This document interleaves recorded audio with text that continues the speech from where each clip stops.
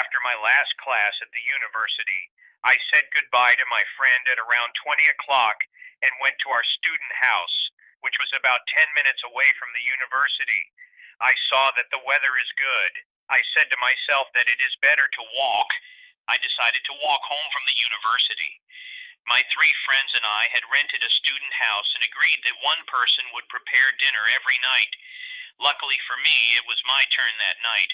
I said I would walk, reach home at dinner time, and buy four hamburgers on the way to relieve myself from washing the dishes. A few minutes later, I arrived at a sandwich shop and bought four hamburgers. After a short time, I reached home and opened the door and saw that they're waiting for me as usual and they haven't eaten anything yet. After eating dinner and watching football, we made the beds and turned off the lights and slept. I couldn't sleep at all, and my whole mind was occupied with the events that happened to me that day at the university.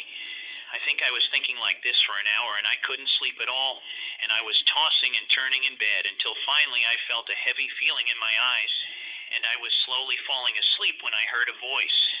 My friend was talking in his sleep in the room, and he was delirious. I woke up, but I said to myself that he must be having a nightmare, and after the sound stopped, I closed my eyes again and tried to sleep, and my friend hallucinated again, but this time my friend's voice did not come out.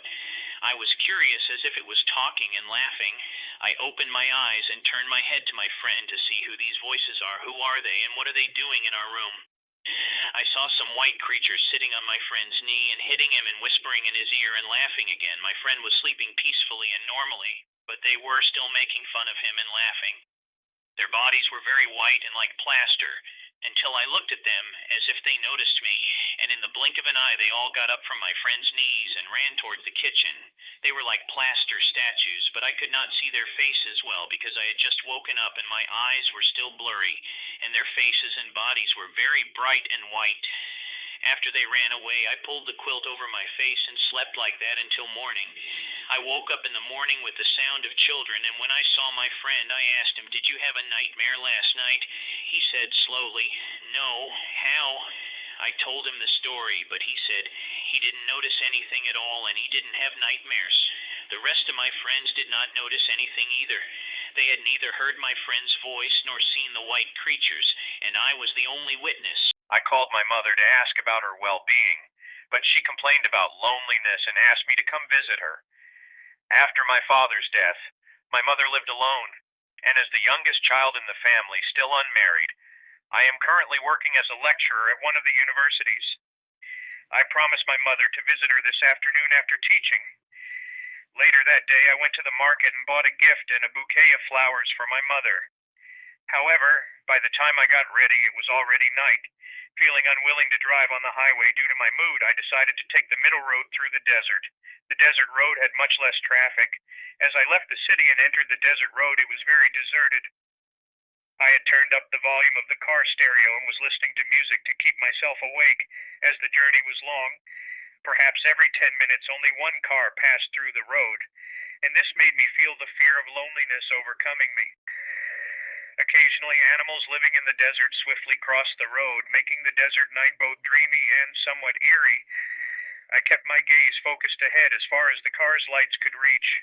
Suddenly, a few hundred meters ahead, I saw someone wearing white clothes waving a piece of fabric, indicating to stop and signaling danger. I thought maybe a bridge had collapsed or an accident had occurred. I thought it might be a highway patrol. I slowed down the car, turned on the hazard lights, and veered towards the right shoulder of the road. Slowly and fearfully, I approached the person. I turned on the overhead lamp of the car, and as I was about to open the glove compartment to get my car documents and license, the window on the right side of my car was suddenly tapped by the finger of that person. A strange fear overcame me. I raised my head and involuntarily lowered the window slightly. My God, it was a young woman with a bloody face, constantly saying, "My child is stuck in the car. I can't save my child. Please help me." I said, "Okay, I will definitely help."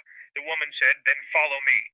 She immediately ran, and I followed her until we reached the scene of the accident. The woman said her child was stuck in the back of the car. She stood a little further away, and I went to the car and pulled the child out. I took the boy in my arms, but he was very scared and kept saying, "My mother, my mother." I said, "Don't worry, I will take you to your mother now," but no matter how much I looked around, I couldn't see his mother. Fear overcame me again. I wanted to take the boy to my car, but he wouldn't take his eyes off his mother's car for a moment. I asked the boy, "Where is your mother?" Crying, he replied, "My mother is in the car. She is dead. She doesn't respond no matter how much I call her." Immediately, along with the boy, I went towards the left side of their car. The car was emitting smoke and was close to catching fire.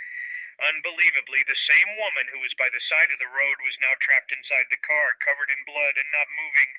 My God, it was the spirit of that woman who had come to the side of the road to save her child.